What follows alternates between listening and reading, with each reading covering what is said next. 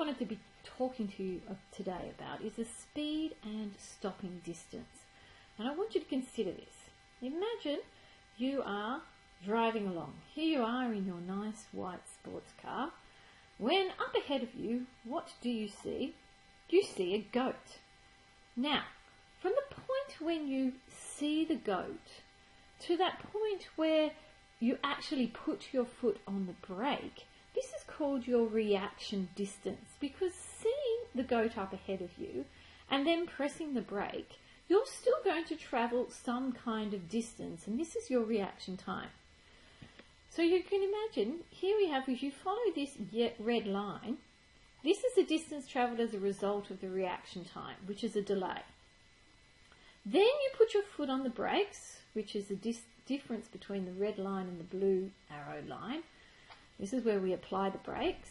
And then the rest of the distance you travel is your braking distance. And I just wanted to make that really clear before we go on to do any of the maths. So I hope that's all good for all of you. So I've shown you that diagram with the white sports car and the goat, and I just wanted to show you this little diagram here in the purple box, which is also in your class notes. Because here we have our reaction distance, which is that distance that you keep travelling before you put your foot on the brake. Here, this point here is the brake, where we put our foot on the brake, and this is the braking distance. And all up, the whole amount here is the stopping distance. So I wanted us to have a look at just the basic maths. Now, once you understand the concept, the maths really shouldn't be very difficult, because the maths is just simply our old rates. And we've done rates back in term 1, and we're going to have a look at them again. So here we have a question, and it says here that Sophie is travelling at 110 kilometres per hour on a dry road when she sees a box in front of her on the highway. So obviously she's going to have to stop because she doesn't want to hit that box. Sophie has a reaction time of 1.6 seconds. So the reaction time means from her seeing the box on the road to actually putting her foot on the brake, the time is 1.6 seconds. And it says calculate the distance that Sophie's car travels in her reaction time to one decimal place. So if we have a look at it, what we have is we have our speed of 110 kilometres per hour. Now, because this is in kilometres per hour and we're going to be working in seconds, the very first thing you're going to do is you're going to change this into a rate that is metres per second. Now, remembering how we do this, we've got 110 kilometres per hour, so I'm going to change this kilometres into metres. And to change anything to metres, I'm going to multiply it by 1,000. So when I multiply this by 1,000, that means I'm going to add 3 zeros onto it. So it's 110,000 metres in, and we still have 1 hour, because it's 1 hour. Now 1 hour, you all know, is 60 minutes. So what I really need to get this down to is 1 minute. To get down to 1 minute, I would have to divide by 60. And we all know that 1 minute is the same as 60 seconds. So we would divide by 60 again to change that into 1 second. And of course what we do to one side is what we have to do to the other. And this is quite simple because the answer to this is all that we need to do. So if I do 110,000 divided by 60, I think the answer that you all get on your calculators, I'm not sure what happened there, is 30.5 metres per second. And I think that's 5 repeater metres per second. So that is the speed that she's travelling at per second. Now, what we're asked in the question is we're asked to calculate the distance that the car travels in her reaction time. Now, you're told that the reaction time is 1.6 seconds. So we have 1.6 seconds, and we know that a car is going at 30.5 repeater metres per second. So we need to see how many metres we're going in 1.2 seconds. So we're just going to have our 30.5 and we're going to multiply that by 1.6. And the answer we get is 48.9, and that is metres. So she's going to travel 48.9 metres. Now that's quite a long way, isn't it? If you think about it, 1.6 seconds doesn't seem like that amount of time. But because the car was travelling at 110 kilometres per hour, it's actually moved quite a fair distance. And so that's why people tell you to start slowing down, slow down in wet weather, don't go too fast, is because it's that reaction time and then the time it takes for you to actually stop your car. So let's have a look at the second question.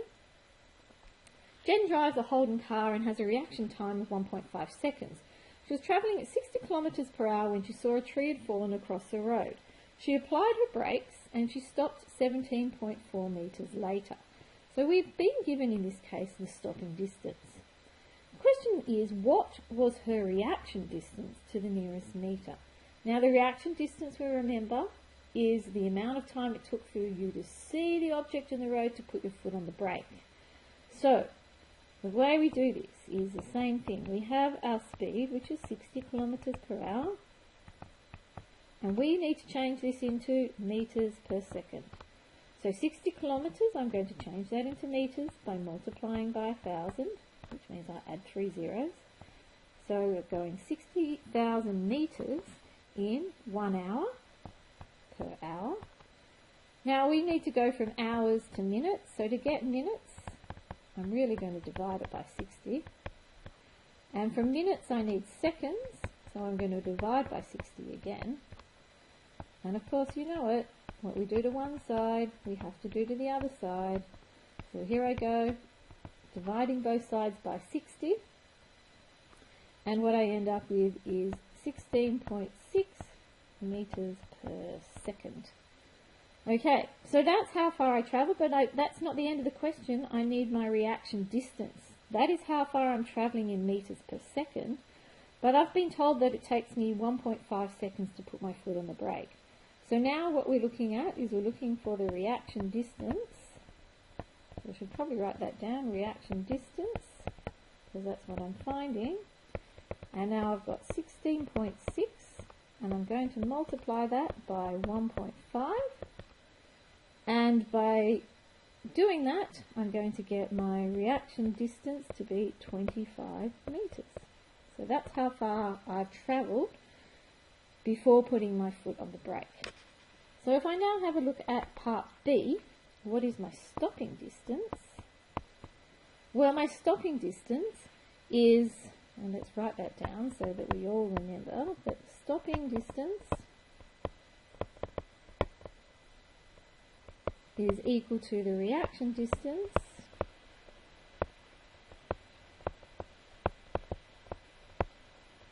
plus the braking distance. My writing is appalling, so you will all have to just listen carefully.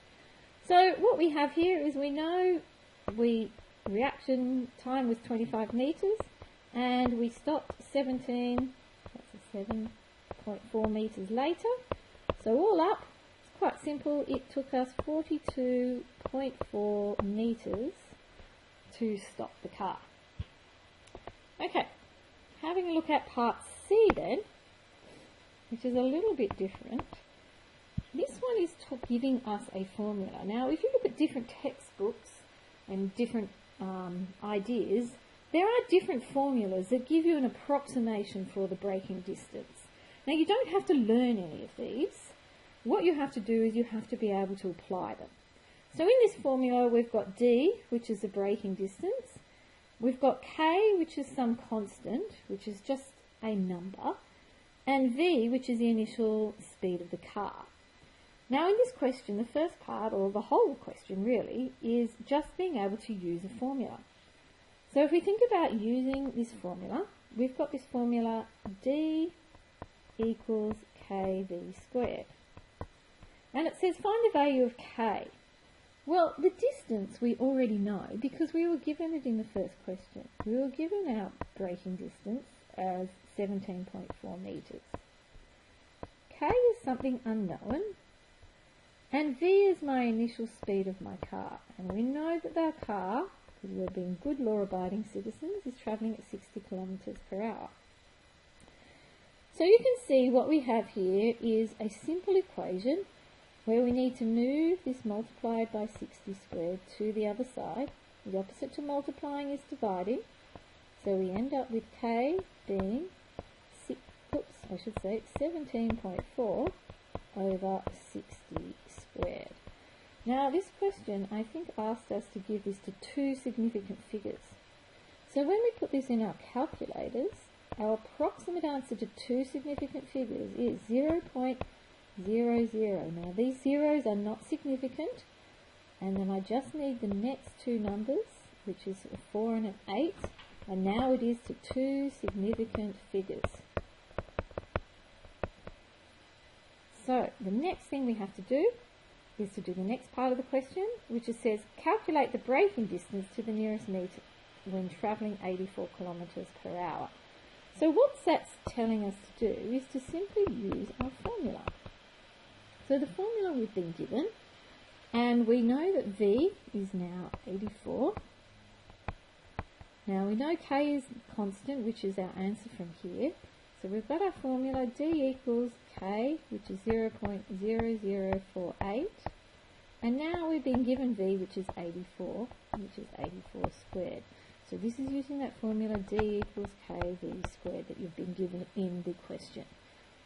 And so what we do is we simply work that out, and I think our calculator gives us 33.8688, something along those lines, which is approximately equal to 34 metres. So if I now have a look at my next question, part 3, we're looking once again for that stopping distance. Now stopping distance we know is reaction distance plus our braking distance. So we know from this question that we had our braking distance was 25 metres from the very first question, so our reaction distance, and then we had our braking distance from this question is now 34, and if we add those two together, I think we get something like 59 metres. Okay, and last but not least, I think, the speed of the vehicle with a braking distance of 100 metres. So the very last one, we have now the braking distance we're given, which is 100. V is what I'm trying to find out. And K we already know. It's over here from the first question. So D equals KV squared. So my D in this case, let's change colours, is 100. My K, I know, is 0.0048, and we have a V squared. So this is just practicing our algebra skills, which we've already learned. Now you want V by itself. Now between the V and this number is a times sign. So the opposite to times is to divide. So we're going to divide this side by 0.0048 and the other side by 0.0048. So we end up with V squared equals 100 over 0.0048. Now, to get rid of a squared sign, you need to remember your rules. It's like Pythagoras. You have to take the square root. And you can see that I'm not doing anything with my calculator until the very end. This way there are no mistakes to be had and we get perfect good marks. So when we put that all into our calculators and we work out the approximation, you should get 144 kilometres per hour. And that's all I'm going to say about braking distance. I'm going to get you to practice this in class and we're going to do a few activities. So let's see how you go with this. Any problems, you know where to find me.